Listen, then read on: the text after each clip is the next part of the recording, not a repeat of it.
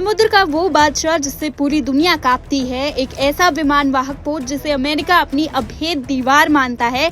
लेकिन क्या हो अगर उस दीवार को बाहर से नहीं बल्कि अंदर से ही गिराने की कोशिश की जाए? क्या अमेरिका नौसैनिकों ने ईरान के साथ युद्ध के डर से अपने ही अरबों डॉलर की युद्धपोत यूएसएस जेराल्ड आर फोर्ड को आग के हवाले कर दिया? मिडिल ईस्ट के गर्म होते माहौल के बीच अमेरिका का सबसे आधुनिक और अत्याधुनिक विमान वाहक पोत यूएसएस जेराल्ड आर फोर्ड अचानक चर्चा में है, लेकिन किसी बहादुरी के लिए नहीं बल्कि इसके अंदर लगी भीषण आग के लिए। आग इतनी भयानक थी कि सैनिकों के रहने वाले लिविंग क्वार्टर खाक हो गए। धुएं के गुब्बार ने सैकड़ों नौसैनिकों को अपनी चपेट में ले लिया। नतीजा, जिस जहाज के युद्ध को मैदान में होना चाहिए था उसे मजबूरन पीछे हटना पड़ा। लेकिन बात यही खत्म नहीं होती।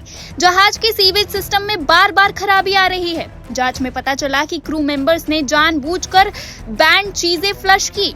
जानकार सवाल उठा रहे हैं कि क्या ईरान के साथ बढ़ते तनाव के बीच अमेरिकी सैनिकों का मनोबल टूट रहा है? क्या युद्ध के खौफ से बचने के लिए सैनिकों ने खुद ही अपने जहाज को नुकसान पहुंचाया ताकि उन्हें मोर्चे पर ना जाना पड़े? जरा देखिए इस रिपोर्ट में।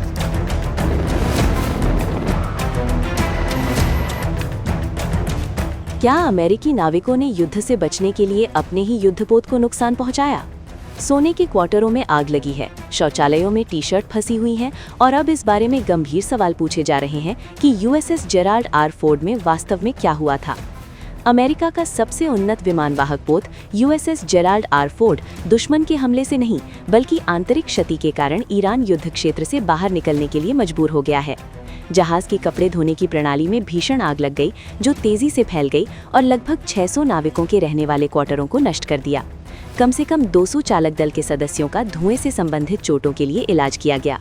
नुकसान इतना गंभीर था कि विमान वाहक पोत को मरम्मत के लिए क्रीट के सूडा बे में पीछे हटने के लिए मजबूर होना पड़ा। लेकिन ये कहानी का केवल एक हिस्सा है, क्योंकि आग से पहले एक और समस्या थी। जहाज की सीवरेज प्रणाली बार बार बंद हो गई थी और वो भी इत्तेफाक से नहीं। अमेरिकी नौसेना के अधिकारियों ने पुष्टि की कि चालक दल के सदस्यों ने प्रणाली में टी शर्ट जैसी चीजें बहा दी जिससे बार बार खराबी आई। तो अब सवाल अपरिहार्य है, क्या ये हताशा थी या तोड़फोड़? बोर्ड पर स्थितियों पर विचार करें।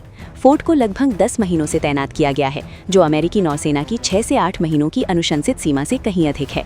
नाविकों से कथित तौर पर वादा किया गया था कि वे मार्च की शुरुआत में घर लौट आएंगे। इसके बजाय उनकी तैनाती मई तक बढ़ा दी गई। थकान हावी हो गई, मनोबल गिर गया और स्थिति और खराब हो गई। रिपोर्टों से पता चलता है कि बार बार सीवरेज की खराबी ने बोर्ड पर जीवन को तेजी से अस्वास्थ्यकर बना दिया। हजारों नाविकों के लिए ये अब केवल एक मिशन नहीं था, ये समुद्र में थकान की पराकाष्ठा थी। फिर आग लग गई। रिपोर्टों के अनुसार अब जिस एक सिद्धांत की जांच की जा रही है वो भयावह है कि जहाज को संचालन से बाहर करने, तैनाती को समाप्त करने और घर जाने के लिए चालक दल के सदस्यों द्वारा जानबूझकर आग लगाई गई होगी। अमेरिकी नौसेना ने अभी तक किसी भी आगजनी की जांच की पुष्टि नहीं की है, लेकिन विशेषज्ञों का कहना है कि ऐसी घटनाएं हालांकि दुर्लभ हैं, अत्यधिक तैनाती के दौरान अनसुनी नहीं है। जैसा कि एक सेवानिवृत्त एडमिरल ने कहा, जहाज थक जाते हैं और उन पर सवार लोग भी। और ये कोई सामान्य तैनाती नहीं थी। जून 2025 से फोर्ड लगातार भूमध्य सागर से कैरेबियन तक और फिर मध्य पूर्व युद्ध क्षेत्र में सक्रिय रहा है। तेज रफ्तार, भारी दबाव और कोई वास्तविक विश्राम नहीं। इस बीच युद्ध जारी रहा। आंतरिक विफलताओं के कारण किनारे होने से पहले फोर्ड ने ईरान के खिलाफ शुरुआती हमलों में महत्वपूर्ण भूमिका निभाई थी।